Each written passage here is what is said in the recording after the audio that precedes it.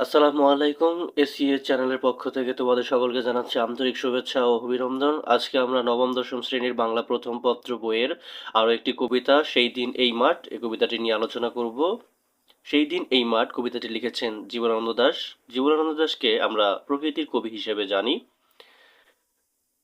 তো জীবনানন্দ দাশের লেখা সেই দিন এই মাঠ এই কবিতাটি আমরা এখন আলোচনা করব। তো চলো আলোচনা করি। সেই দিন এই মাঠ স্তব্ধ হবে না কো জানি। স্তব্ধ শব্দের অর্থ হচ্ছে থেমে থাকা, ক্ষয় হয়ে যাওয়া। এই নদী নক্ষত্রের তলে সেদিনও দেখিবে স্বপ্ন, সোনার স্বপ্নের স্বাদ পৃথিবীতে কবে আর ঝরে। এই চারটি লাইনের অর্থ একসঙ্গে বললেই ভালো হয়, যে চারটি লাইনের অর্থ একসঙ্গে হচ্ছে যে প্রকৃতি, অর্থাৎ সেই দিন এই মাঠ বলতে প্রকৃতিকে বোঝানো হচ্ছে বা পৃথিবীকে বোঝানো হচ্ছে বা পৃথিবীর বহমানতা বা পৃথিবীর যে নিজস্ব গতিধারা সেটাকে বোঝানো হচ্ছে। সেই দিন বলতে অর্থাৎ কবি যেদিন থাকবে না, অর্থাৎ কবি যেদিন মৃত্যুবরণ করবে বা কবি যেদিন এই পৃথিবী ত্যাগ করবে সেই দিন বলতে এই দিনটিকে বোঝানো হচ্ছে। এই মাঠ বলতে পৃথিবীকে বোঝানো হচ্ছে, পৃথিবীর যে গতিধারা বা পৃথিবীর যে নিজস্ব কর্মকাণ্ডগুলো সেগুলোকে বোঝানো হচ্ছে। সেদিন সেই কর্মকাণ্ডগুলো স্তব্ধ হবে না, বন্ধ হয়ে থাকবে না বা ক্ষয়ে যাবে না কো জানি। অর্থাৎ প্রকৃতি কখনো ক্ষয় হবে না, সে তার ঐশ্বর্য দিয়ে সে তার ঐশ্বর্য কি টিকিয়ে রাখবে।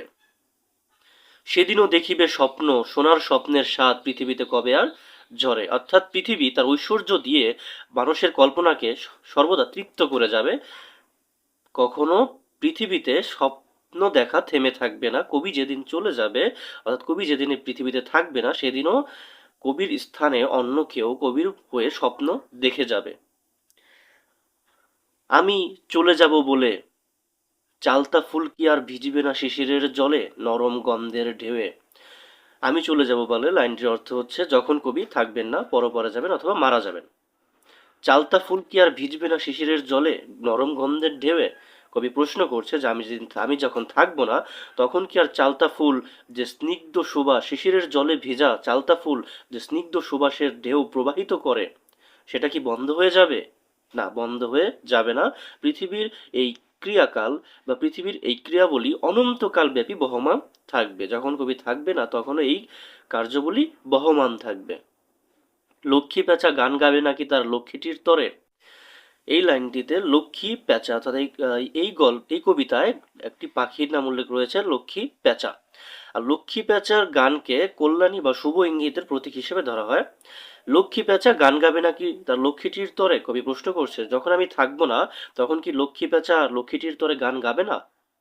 তখনও কি সে গান গেয়েই যাবে। অর্থাৎ কবির থাকা না থাকায় তাদের বহমানতা বা প্রকৃতির বহমানতা বা প্রকৃতির সৌন্দর্যের কোনো ক্ষয় হবে না। সোনার স্বপ্নের স্বাদ পৃথিবীতে কবে আর ঝরে। ঝরে অর্থাৎ সোনার স্বপ্নের স্বাদ পৃথিবীতে কখনো ক্ষয় হয় না। চারিদিকে শান্ত বাতি, ভিজে গন্ধ, মৃদু কলরব, খেয়া নৌকাগুলো এসে লেগেছে চরের খুব কাছে।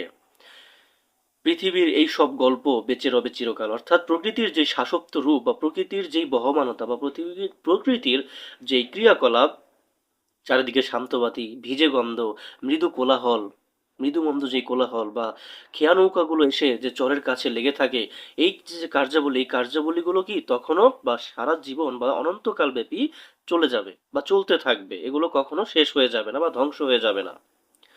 এশিরিয়া ধুলো আজ বেবিলন ছায় হয়ে গেছে। অর্থাৎ প্রকৃতি তার শাসত্ব রূপ বা প্রকৃতির যে ঐশ্বর্য এটা কখনো নষ্ট হবে না। তবে মানুষের তৈরি যেই প্রাসাদ বা মানুষের তৈরি যে সভ্যতা, সেগুলো একদিন কি হয়ে যাবে, শূন্য হয়ে যাবে বা ধ্বংস হয়ে যাবে।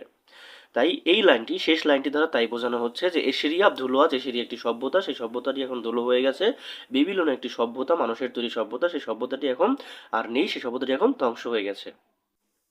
অর্থাৎ কবি জীবনানন্দ সেটাই বোঝাতে চাইছেন যে আমি যেদিন থাকবো না, অর্থাৎ আমি যেদিন থাকবো না বা আমি যেদিন মারা যাব বা আমি যেদিন পরপারে চলে যাব, সেদিন প্রকৃতি তার যে শাশ্বত রূপ বা তার যে সৌন্দর্য বা ঐশ্বর্য এটা ক্ষয় হয়ে যাবে না, এইটার বহমানতা অনন্তকাল ব্যাপী চলতেই থাকবে।